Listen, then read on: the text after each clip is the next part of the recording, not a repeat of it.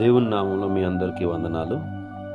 గడిచిన కాలంలో ఒక ఘోర అగ్ని ప్రమాదము సార్లంగ గ్రామంలో దగ్గరలో 37 నుంచి 38 ఇల్లులు కంప్లీట్ మాడిపోయి అసలు మన ఊహకి కూడా అందనంత విధంగా ఒకే రోజు ఇన్ని ఇల్లులు కాలిపోవడం అనేది చాలా భయంకరమైన విషయం.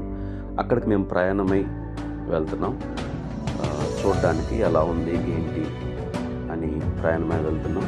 మేము, మా సిబ్బంది, సంఘస్థులు, అలాగే వాళ్ళకి కావలసిన కొన్ని అబద్ధలు, చీరలు, దుప్పట్లు, కొన్ని గిన్నెలు, ముంతలు, తర్వాత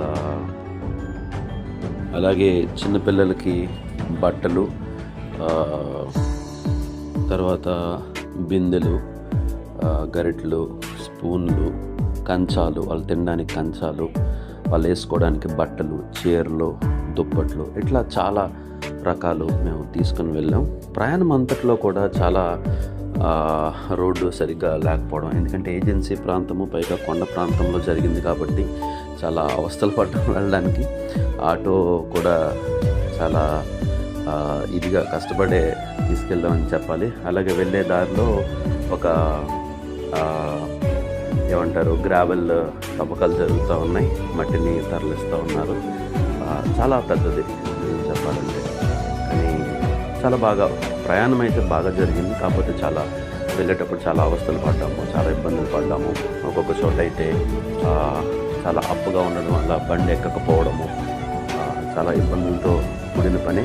కానీ అంత కొండ ప్రాంతంలో, అంత దూర ప్రాంతంలో జరిగిన ఈ ప్రమాదానికి చాలామంది మాకంటే ముందుగా వెళ్ళారు, చాలామంది సహాయం కూడా చేశారు. కానీ రోడ్డు పరిస్థితే కొంచెం అధ్వానంగా ఉంది, దారుణంగా ఉంది. ఏదేమైనప్పటికీ దేవుని మహాకృపను బట్టి వాళ్ళకి సాయం చేయడానికి దేవుడు మాకు కృప చూపాడు. ఇట్లా ఆటోలో సామాన్లు వేసుకొని మేము వెళ్తా ఉన్నాం. ఇది చాలా అప్పు అనమాట. ఈ అప్పు యాక్చువల్గా ఎక్కేటప్పుడు ఆటో ఎక్కడానికి అవ్వలేదు. అక్కడి నుంచి కనుక ఒక్కసారి, అంటే సగం దూరం వెళ్ళింది మేము, ఎక్కడ బళ్ళు ఆ చివరిని ఆపేసి మేము ఆటోని తోసుకుంటూ వచ్చాం పై వరకు. చాలా ఎక్కడానికి చాలా ఇబ్బంది పడింది.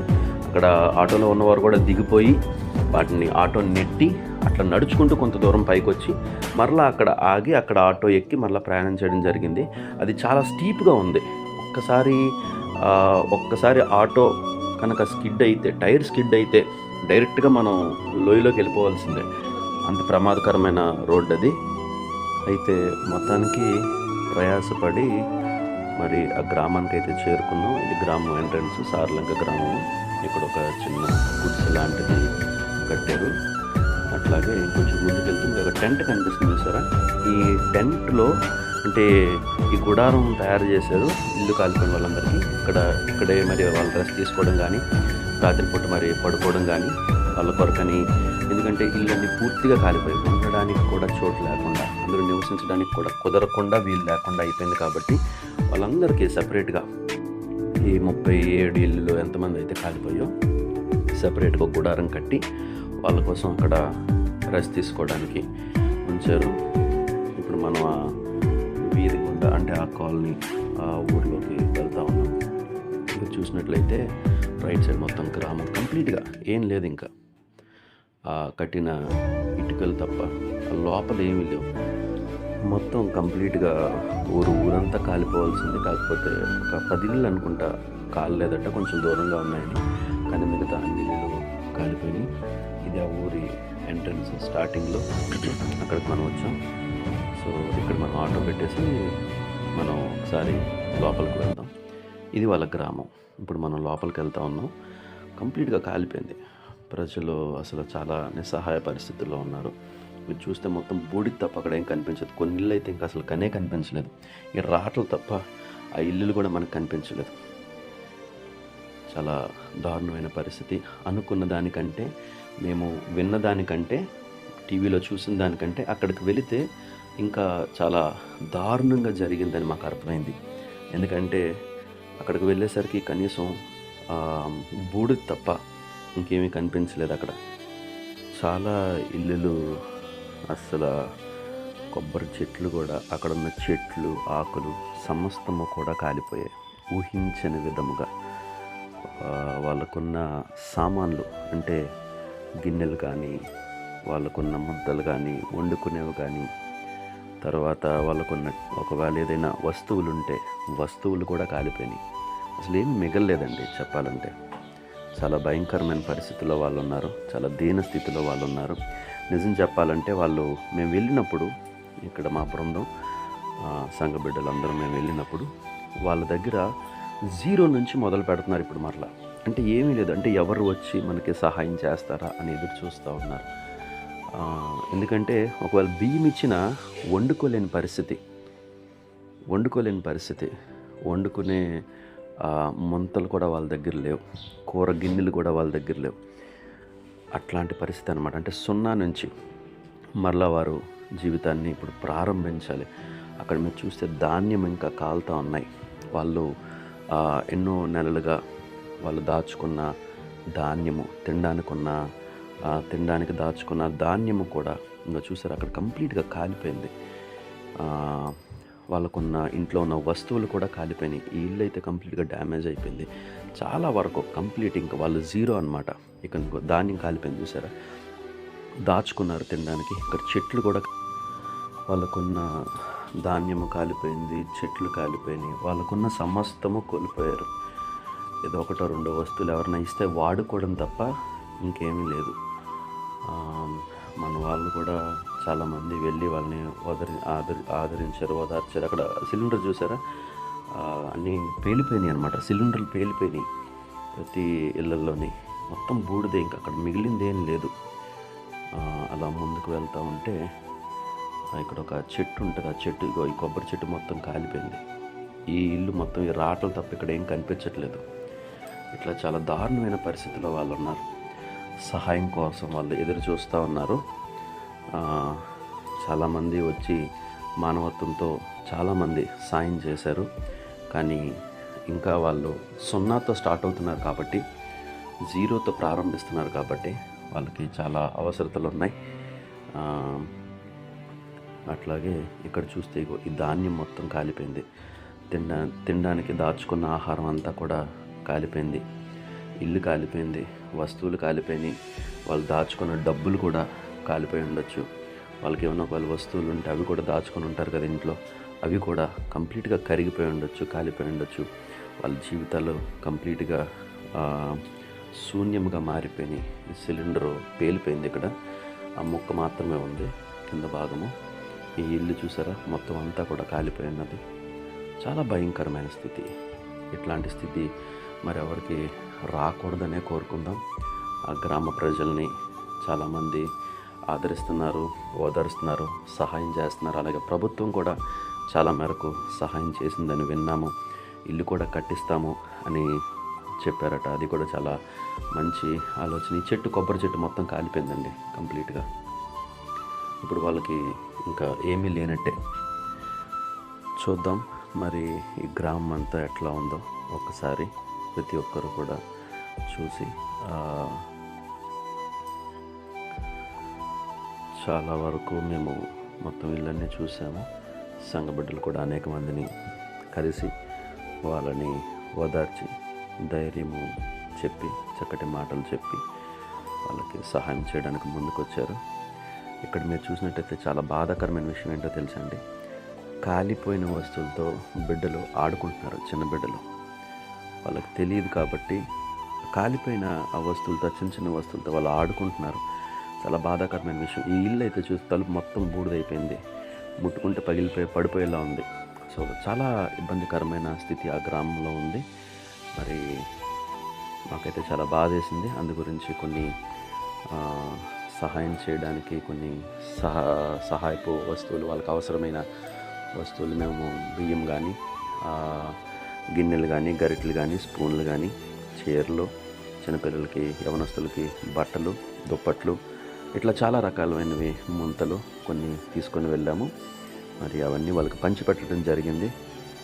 మరి మరలా ముందు కూడా ఇంకొకసారి కూడా వెళ్ళి వాళ్ళకి సహాయం చేద్దామని ఆశపడుతూ ఉన్నాము. దీని కొరకు మీరు అందరూ ప్రార్థించండి. వీడియో చివరి వరకు చూడండి. ఇక్కడ మొత్తం కంప్లీట్గా కాలిపోయింది. ఒకసారి వీడియో చివరి వరకు చూడండి. ఇక్కడ వాళ్ళు ఏదో టీవీ కానీ ఇంకేదో ఉంది, అవి కూడా మొత్తం కాలిపోయినాయండి. కంప్లీట్గా కాలిపోయింది. ఏం లేదు ఇంక వాళ్ళకి. సున్నాతో ప్రారంభిస్తున్నారు. సో ప్రార్థిద్దాం ఈ గ్రామం త్వరగా కోలుకొని మరలా మామూలు స్థితికి రావాలని, అనేక మంది సహాయం చేయాలని. అలాగే వీడియో చివరి వరకు చూడండి. వాళ్ళకి చాలా వస్తువులు కూడా ఇవ్వడం జరిగింది. చాలామంది కూడా వచ్చి సహాయం చేయడం జరిగింది. అందరికీ వందనాలు. దేవునికి మహిమ కలుగునుగాక. అనేక మంది గ్రామానికి సహాయము చేయునుగాక. ఆమేన్.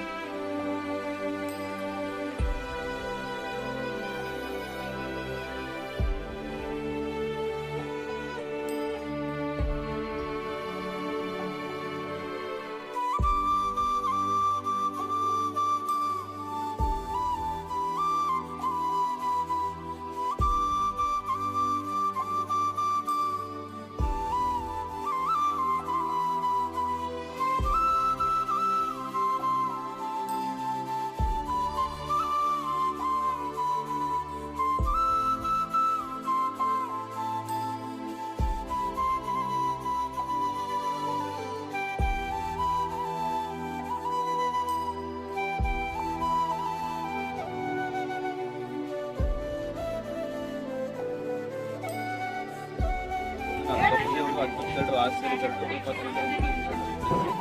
బిడ్డలు ప్రేమించి అనేక మంది ఇందులో సహాయం ఉంది, అనేక మంది చేయూతనిచ్చారు, అనేక మంది దీన్ని బట్టి ఇచ్చిన బిడ్డలు దీవించండి. ఇది తీసుకునే వారు కూడా దీవెన పొందుకొని ఆశీర్వాదం పొందుకొని ఇంకనూ ఇక్కడ బాధలో ఉన్న వారికి, ఇల్లు లేని వారికి వారు త్వరగా ఇల్లు పొందుకున్నట్లుగా, ఇంకా అనేక మంది సహాయం వాళ్ళు పొందుకున్నట్లుగా, వాళ్ళ ప్రతి అవసరం తీర్చబడినట్లుగా మీరే సహాయం చేసి దీవించి ఆశీర్వదించి మమ్మల్ని క్షేమంగా తీసుకుంటున్నందుకు వందనాలు. ఇందులో పాల్గొంటున్న ప్రతి ఒక్కరు దీవెన ఆశీర్వాదం పొందుకోవడానికి చేసి నామంలో అడిగి ప్రార్థించి పొందుకున్నాం. వేడుకుంటున్నాం ఆమేన్.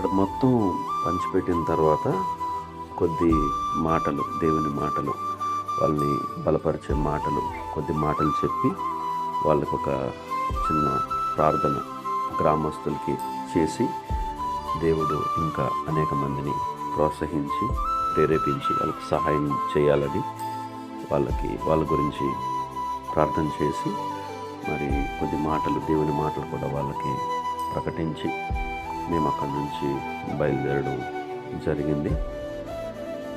ప్రార్థనలో కూడా చాలామంది ఏకీభవించిన వారు ఉన్నారు, చక్కగా దేవుని సందేశాన్ని ఆలకించిన వారు ఉన్నారు, విన్నవారు ఉన్నారు. అయిపోయిన తర్వాత ప్రార్థన అంతా ముగించుకున్న తర్వాత మేము కూడా ఇంకా బయలుదేరాలని అనుకున్నాము. ప్రార్థన అంతా అయిపోయిన తర్వాత మరి మేము రిటర్న్ అయిపోతూ ఉన్నాం. ఏ మార్గం అయితే మనం ఏ రూట్లో అయితే బయలుదేరామో ఇంకా అదే రూట్లో మరలా మేము రిటర్న్ అయిపోతూ ఉన్నాం. అయితే మేము వెళ్ళేటప్పుడు కొంచెం పులిహార వండుకొని మా అందరికి తీసుకొని వెళ్ళాము.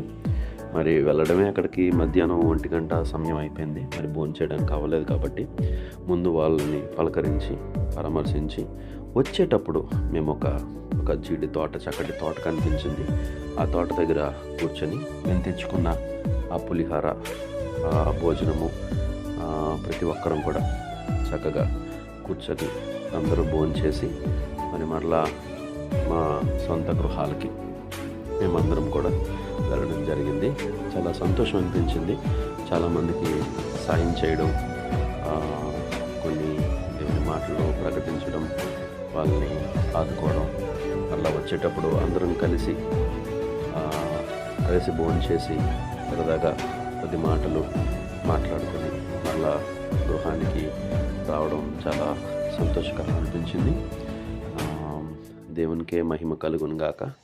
ఇట్లాగా ఇంకా అనేక మందిని ఆదుకునే కృపా స్థితి మా అందరికీ దేవుడిచ్చును గాక.